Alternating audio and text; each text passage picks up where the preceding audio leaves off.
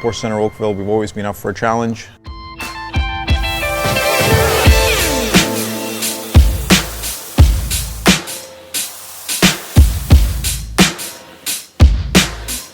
So we're back. Since the car is directly from the body shop, is it cool to work on something this clean and this like fresh? It is, because I have access to everything. Usually when everything is in and on the car, there's limited space, and then you don't have good light to see anything because everything's installed, but everything's open right now.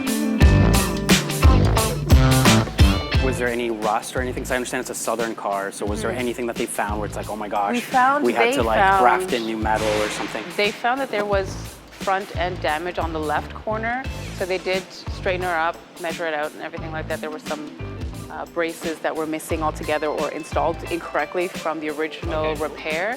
Everything is cleaned, gone through, prepped, painted, and beautiful. So it was just full on reassembly mode.